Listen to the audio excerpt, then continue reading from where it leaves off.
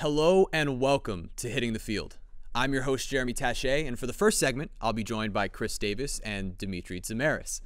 But to start the show, I want to take a minute to commend Coach Scott Frost and his staff for the UCF football team and their victory on Saturday over Cincinnati. By winning their sixth game of the year, the Knights are officially bowl eligible. And this is a team that did not win one game last season. Yep, 0-12. Now at 6-4, the team has clinched at least a 500 record and a bowl game. Let's explain how remarkable this is. Last year, the Knights lost to FIU and Furman and lost 4 games by 35 points or more. Now this season, they're 6-4 with 3 victories by more than 30 points. I have to give a tremendous amount of credit to the returning players for coming out and playing with the fire and passion necessary to compete after such a demoralizing season last year. Thank you to Jason Ray, Shaquem and Shaquille Griffin, Dontravius Wilson, Justin Holman, Drico Johnson, Jordan Akins, and the rest of the veterans on this team for what you've done for this program's resurgence. And to the freshmen, man, these guys played without any fear whatsoever. It's Milton, Hamilton, Killen, Snelson, the list goes on. And these guys played not just hoping, but knowing that they belonged from the first snap on the field. Lastly, the credit really has to go to Coach Scott Frost and his staff. What they've done seemed unfathomable before this season. They instilled a brand new, fast-paced, but smash-mouth brand of football that motivated these kids to be the best that they could be. They took a group that hadn't won in over a year and made them feel like winners from the offset. And yes, this staff, along with its players, had some growing pains, but that just means there was room to grow. We've said before on the show how it's all about the system, but it takes the right coaches to put it in place and the right players to perform for it to all work together. And that's been what we've been so lucky to have this season. So here's to you, 2016 UCF Knights, and good luck in your final 2 games of the season. Now, on to one of the other sides of UCF athletics with Chris Davis and Dimitri Zamaris as we start our competition with the NCAA portion of our show. While UCF's women's basketball team has opened up the season 2-0 under their new head coach, Coach Abe, another new era begins as the men's basketball team starts their season tonight when they host Nichols under brand new head coach Johnny Dawkins. The former Stanford head coach and Coach K disciple is looking to bring as much enthusiasm to the basketball team as Coach Frost did to football. So the question is, what should we expect from the new look Knights? We'll start with you, Chris. Well, coming off of a year in which there was a lot of disappointment simply because we lost to Tulane in the conference tournament, there's a little bit of optimism, but at the same time, there's 8 players that are new in this team, 4 of whom can't play due to transfer rules. A.J. Davis just broke his hand, so he's out a few weeks. Chance McSpadden's hurt. So there's a few things that, fans are going to have to be patient. But there's a lot of options. Taco worked out with DeMarcus Cousins this summer. A.J. Davis got a little bit bigger. He's your Swiss Army knife.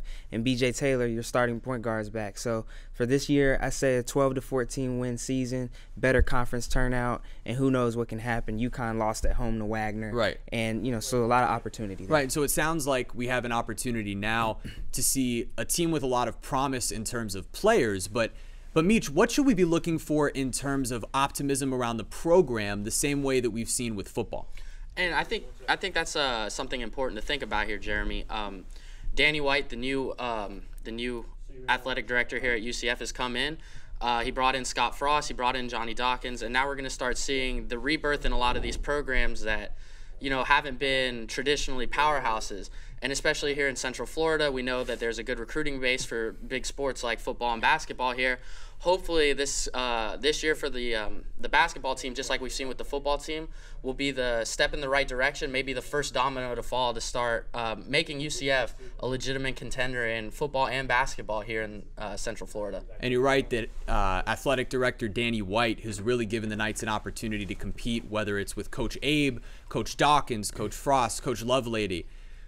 It's really a ton of optimism headed toward this upcoming season. And so sticking with basketball, the Duke Blue Devils start the year as the heavy favorites with Grayson Baby Leitner Allen, the favorite to win Player of the Year. So should we hold back before just handing them the trophy, or are they really in a league of their own? Meech? The thing about college basketball teams coming in ranked number 1 in the AP preseason polls. Ever since Kentucky in 2014, when they had that unbeaten season all the way up until the Final Four when they lost to Wisconsin, anytime I'm given the option of choosing one team versus the field of other college basketball teams, I'm always going to take the field in almost any circumstance. That Kentucky team from 2014 is, if you look back on it now, it's astounding that they didn't win the championship considering the NBA talent they had on this team. And that team is way more talented than this Duke team we're talking about. Right. And on top of that, of the last 11 seasons, only 2 preseason number 1 overall college basketball teams actually go on to win the tournament. So that's a statistic that I would say is in the favor of the field. Usually you see someone from the 2 to 15 range end up winning the national championship. And in this situation, we're talking about freshmen on one team, like Kentucky, but Duke is really full of veterans like Grayson Allen. And yes, they have the number 1 freshman in the country. So, Chris, what do you expect from Duke? I think I tend to agree with Meach here in the beginning, but you have to also realize they're missing 3 primary people, 2 of which are Jason Tatum and Harry Giles, who are highly touted freshmen. Combine that with Kennard, Grayson Allen. Your guard plays strong. They're playing with a slim lineup, but that's going to strengthen them. We talk about UCF. That's what they're going to have to do. They're going to tighten their lineup. Same thing Duke is going to do, and they're a better program. So, yes, they are highly favored, but what I'll say is the main thing is get you into the tournament. As a Michigan State fan, I understand that. So with Duke, they're going to get themselves in the tournament, right, get healthy, and I think that it's still Coach K. I mean, they have a very great chance at being that favorite that they need to be. Right, and like we mentioned, Grayson Allen is a favorite for Player of the Year, but over the last few years, college basketball has been dominated by the one-and-done freshmen. Duke does have Harry Giles. There's Josh Jackson at Kansas, Markelle Fultz at Washington, and the list goes on and on and on. Who to you is the freshman that we should really be keeping our eyes on this season, Chris? All right, I just alluded to Michigan State, and obviously I'm a big Michigan State fan. Miles Bridges is somebody I love, but I have to bring up Lonzo Ball. I've been watching him in high school. He's a freak athlete. Comes from the same mold as the Russell Westbrook, Zach LaVine, 6'5", can run the floor. But what he has better than both those guys is court vision. He's silky smooth on the floor. He's a very maniacal competitor. And he comes down there. I saw him the other game come down the lane, and he's bashing on this guy and just stares him down for at least 3 seconds and then walks away. Just disrespectful. That's what you love to see. I love that. So for me, it's got to be Lonzo Ball for UCLA. And Meach, what are we thinking for you? And while I do agree Lonzo Ball is going to be an interesting player to watch, CD, with the way he plays, he's a triple-double threat every time he's on the court, given his size and his passing ability. I actually want to focus more on a guy who wasn't even on his varsity basketball team his 10th grade year in high school, and that's Markelle Fultz, the point guard out in Washington. And what you might see is kind of a Ben Simmons LSU situation going on with Fultz in Washington and the Huskies this year, because the team around him isn't necessarily great. Last night he scored 30 points, had 6 assists, 7 rebounds, and his team lost to Yale, which Yale isn't traditionally a basketball powerhouse. So, I mean, in the FIBA Worlds this year, the U18s, he dominated. He showed his offensive versatility, his ability to he was averaging more than 3 steals a game per 30 minutes. It's just he's got that elite size already for a point guard, and if you're going to look at prospects to watch in college basketball this year that are going to translate well into the next level at the NBA, I think you have to watch Markelle Fultz. And if you're a fan of a team picking in the bottom of the NBA draft this year, that's the guy I would want to look out for, because he could transform your franchise. And tenacity has been the key to everything that both of you have been saying, both Ball and Fultz, tenacious. So now we're on to the part of college football. There were more upsets in the top 10 this week than by the Electoral College on election night. Too soon? Anyway, the numbers 2, 3, 4, and 9 went down this week, and there's mayhem at the top of the polls. So I ask you guys again, who makes up your top 4, Chris?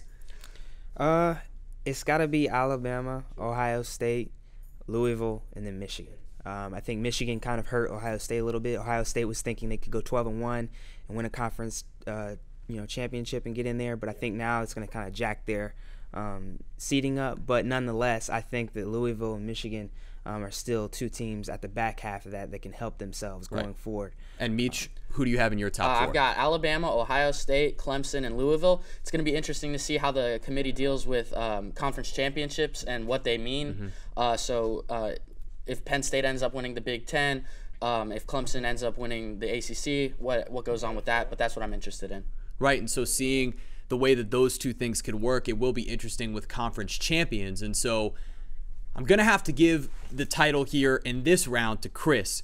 The points that he made about Lonzo Ball, his tenacity, and actually naming some players from UCF, knowing how we can go forward. So, Chris, you're going to move on to the joust, and we'll be back after this commercial break to talk NFL football.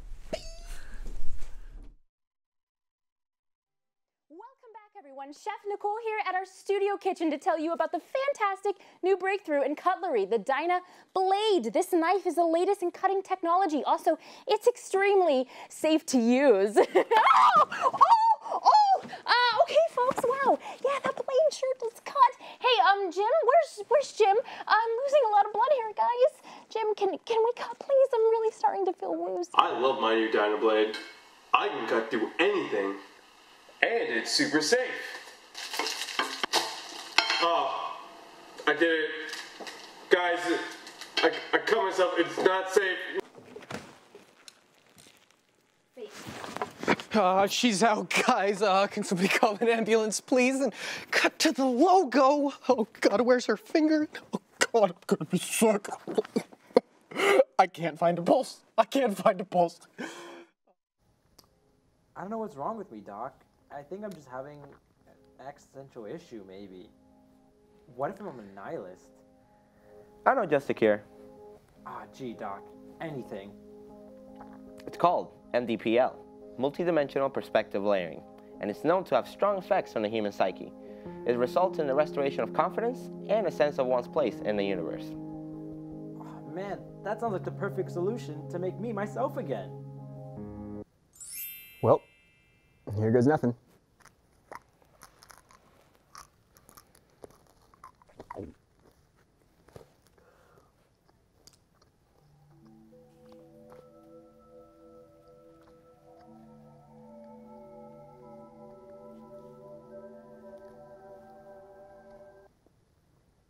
Side effects of multidimensional perspective layering include, but are not limited to, extreme fits of happiness, loss of agitation, loss of stress, thoughts of world peace, a new sense of connectivity with your fellow man, random acts of kindness. Welcome back to Hitting the Field. I'm joined by Karl Maximilianard and Jimmy Calhoun. So, can we throw a non-QB into the mix for MVP? Ezekiel Elliott has been tearing apart defenses all year long. The Cowboys' back now has over 1,000 rushing yards on the season after a game last night that included an 83-yard reception for a touchdown, over 200 all-purpose yards, 3 touchdowns, and his second rushing touchdown won the game in the final seconds. This kid can do it all. But Karl, can he be the MVP?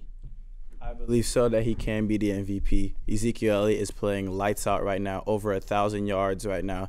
He's on pace to have about 2,000 yards. The last time we had a running back that had 2,000 yards, that was in 2012, Adrian Peterson. He just so happened to be the MVP that year. So, coincidence? I think not. Playing against a great offensive line right now behind the Cowboys is Zeke with them, and Dak Prescott's playing well as well. You can even have him in the MVP conversation as well, but for me, it's Ezekiel Elliott. I do believe Ezekiel Elliott can be MVP too. I mean, he has over 1,000 yards, the third rookie ever to have 1,000 yards in the first 8 games. He single-handedly won that game yesterday in the passing game and in the running game. I think he is first in the league in all-purpose yards too, so again, a receiving threat in the backfield. It's usually a quarterback award, the MVP, but like you said, Ezekiel Elliott is just destroying the league as a rookie. He can definitely win MVP this year. Right, and from the best running back in the NFL to the one who was supposed to be. Todd Gurley has not been able to get things going the way that we all expected this season. So the question for you guys is not whether Gurley is the best second-year running back, but with backs like David Johnson, Melvin Gordon, and Jay Ajayi all in their second year, is Todd Gurley even a top 3 runner in his class? Jimmy, you're going to start on this one. I don't think he is. David Johnson is clearly better. Melvin Gordon is second in the NFL in rushing and first in rushing touchdowns this year. And Jay Ajayi, I mean, he's leading the Dolphins to, what, 4 straight now in playoff contention? And the 3 running backs I named, all teams have better records than the Rams and Todd Gurley. Todd Gurley hasn't had a 100-yard game in 15 of 16 games. I think he was overhyped. I tend to disagree. I think he is a top 3 back in this class. It's hard to run when you have the stacked box going against you. With David Johnson, you have a throwing threat, so the box isn't stacked. Carson Palmer could throw the ball to Fitzgerald. Ajayi has a great offensive line to help him out, but in L.A., what do they have? Stacked boxes and Case Keenum with a 9 touchdown to 11 interception ratio. They have no passing game, so when you know your only offensive threat is Todd Gurley, you're going to stack the box, and unfortunately, he can't get against the stacked box. And it's really unbelievable, Karl, that we're talking about an offensive line for the Miami Dolphins. That's great. And like you said, Jimmy, it's been since week 9 of last year, Gurley only has 1 100-yard rushing game. And Gurley hasn't been the only reason that the Rams have suffered offensively. Case Keenum, as you mentioned, Karl, has struggled at the quarterback position. The Rams have scored 10, 10, and 9 points respectively in their last 3 games. So this has to make you wonder, why isn't Jared Goff playing yet? Are you with Jeff Fisher in his decision to continue to sit Goff? Karl, we'll start with you. I don't necessarily agree with Jeff Fisher in this position, but I see why he's doing it. The Rams are only 1 game out of the division right now in the NFC West, which is a really tough division. And Jared Goff wants to use the veteran to help push the Rams to playoff position, but the ceiling is high for Goff, and what else can you do with Casey Keenum playing not great football? Can it get any worse?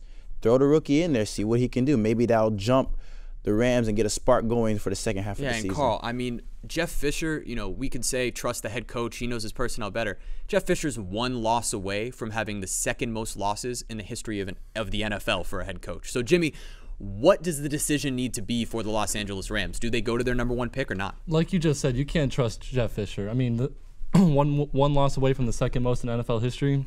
And the reason Goff isn't playing, you have to believe, is he's not showing it in practice that he's good enough, which is alarming because, like you both said, Case Keenum just hasn't gotten it done. But I find it hard to believe that if Jared Goff is the better option, that Jeff Fisher would let all the other 52 guys down on the team by not starting the better player. Right. I have to believe that Jared Goff is just not showing it, which is alarming because he was the 1st overall pick, and the Rams gave up so much to get him. Yeah, I mean, it's got to be rough for the Rams, who are seeing all these other rookie quarterbacks succeed thus far. But now the question I know you guys have been wanting to get to, and a couple of big fans here, we've got the Steelers, who have now lost 4 in a row and have fallen to 4-5, while the Ravens are 5-4 after back-to-back wins. I know Karl's going to defend his Ravens, Jimmy his Steelers. So let's start with you, Jimmy. Why will the Steelers win this division? Go. All right. They still get to play Baltimore at home, only 1 game back. They still have 2 games against Cleveland. Ben Roethlisberger's the best quarterback in the division. Antonio Brown's the best wide receiver in the division. Le'Veon Bell's the best running back in the division. And the defense cannot get any worse. So they can only play better. That's always a great thing to add in there. Is, the defense can't get any worse. They only play one other team with a winning record, and that's the Giants at home this season. So I like the Steelers. But this is why you are wrong, Jimmy.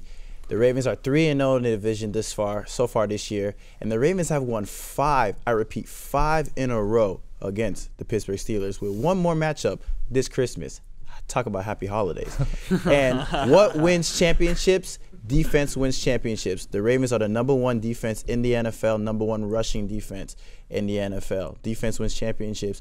And we will see this Sunday in a big matchup with the number 1 rushing offense in the Cowboys versus the Ravens to see where they stand up in the AFC North. But I believe that they will come out of this division. Yeah, and you guys are 3-0 in the division, but 2 against the winless Cleveland Browns. Hey, that's a good point to make, and it's going to be interesting seeing going from here forward. I like the competitiveness there. And so from the AFC North to the NFC North, this is another division that's up for grabs, as the Lions and the Vikings sit at 5-4. The Packers just 1 game behind at 4-5. The Vikings have lost 4 in a row now with Sam Bradford at quarterback, and even though Aaron Rodgers and Matt Stafford have done everything they possibly can, the Packers and the Lions can't seem to get over the hump. So who wins this division, Karl? The bad man, as Stephen A. Smith says, the bad man, Aaron Rodgers. Look, the Packers are 2-1 in the division this year, and they're only 1 game back. if I have to put my money on anybody, it's not on Sam Bradford and the Minnesota Vikings. It's definitely not Matthew Stafford and the Detroit Lions, which they're actually having a pretty decent season this year. But if I have to put my money on anyone, it's Aaron Rodgers and the Green Bay Packers. Like you said, the Lions are having a good year, and that's why I'm picking Detroit to win this division. Matthew Stafford is having an MVP year, unlike Aaron Rodgers. And Matthew Stafford is top 10 in the league in passer rating and top 5 in touchdowns. The defense is only improving. They got a strong running game. Marvin Jones was probably the most underrated signing this offseason and the best signing this offseason. I have Detroit winning the division. They're already tied for first. And, Jimmy, you know how I feel about Matt Stafford. I've been talking about it on the show for a couple of weeks now, how he really is a true MVP candidate. But that bad man, Aaron Rodgers, as you talk about, has been, man, pretty remarkable considering the struggles they're having at offensive line and in the receiving core, the injuries, all of it. And, you know, when I look at this segment, I look at what you guys just spoke about, a few things stuck out to me. And the biggest were a couple of points made by Karl. When we look at Ezekiel Elliott and comparing him to Adrian Peterson in 2012 and his MVP season and what that can mean. And 5 in a row against the Steelers for the Ravens. That's big. And when it comes down to the end of the year, how is that matchup going to shake out? So when we look at this one, I'm going to have to give Karl the victory. And so it will be a matchup between Karl Maximilianard and Chris Davis when we return after this commercial break in our joust round to see who knows more about the NBA. So stick with us here on Hitting the Field.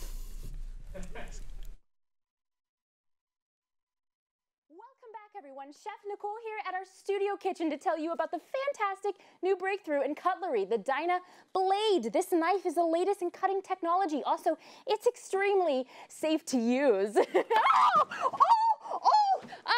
folks, wow. Yeah, that blade sure does cut. Hey, Jim, where's Jim? I'm losing a lot of blood here, guys. Jim, can we cut, please? I'm really starting to feel woozy. I love my new Dyna Blade. I can cut through anything. And it's super safe.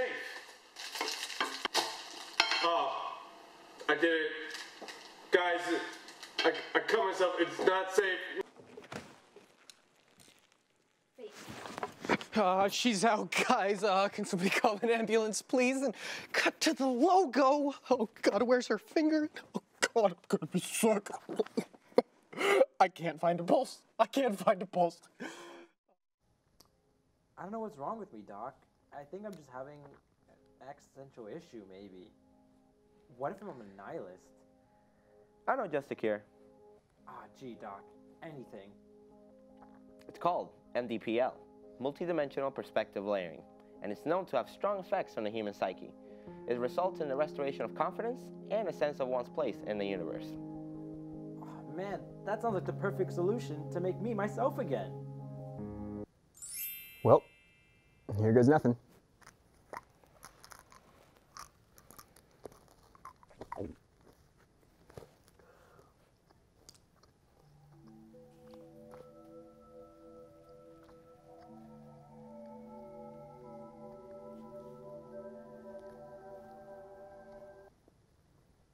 Side effects of multidimensional perspective layering include, but are not limited to, extreme fits of happiness, loss of agitation, loss of stress, thoughts of world peace, a new sense of connectivity with your fellow man. So we're back here for the joust with Karl Maximilianard and Chris Davis to see who can take home the victory on this episode of Hitting the Field. So to this point, the best team in the NBA has been the LA Clippers. They have just one loss against Oklahoma City, and other than that, they've cruised through the first 10 games of the season. We've seen the Cubs win a World Series this year, so clearly anything is possible. Is this the season that the Clippers finally make a run for the title, Karl? I don't believe so. This is the same thing every year with the Clippers. A great regular season team. They remind me of the old Sacramento Kings, like from the early 2000s. Great regular season run, big three with Divac, Chris Webber, and Jason Williams. Now you got Blake Griffin, Chris Paul, DeAndre Jordan. Great regular season team, but they never can get it done in the playoffs. I think it's going to be the same old for Doc Rivers and the Los Angeles Clippers. And Chris, what do you think about Doc and company? Yeah, early on, this is the best record. They're off to the best start they've ever had. Holding teams to 89 points per game per 100 possessions, number one defense in the league. But 56, 57, 56, 53, those are the records of the last 4 years. But you want to know what the most important thing is? 3-1 and also a second round exit. Those are the microcosm of the events that tend to happen with the Clippers. What will go wrong, whatever the doggone saying is, just know that it's going to happen with the Clippers. All right, so whatever the saying is with the Whatever. Clippers, that's what's bound to happen, no matter what it is. So, not as happy of a topic for me. We're going to talk a little bit about Wade and Riley. So the Clips haven't won a title in years, but as a Heat fan, it feels like just as long since the Big Three era ended in Miami and the team was relevant. Last week, we found out the brand new email scandal. Wade and Riley had not spoken until Riley sent Wade an email before the Bulls visited Miami. This feels like a relationship beyond repair in some ways, and to me, that's more heartbreaking than finding out that Brangelina was over. So, Chris, whose side are you on here?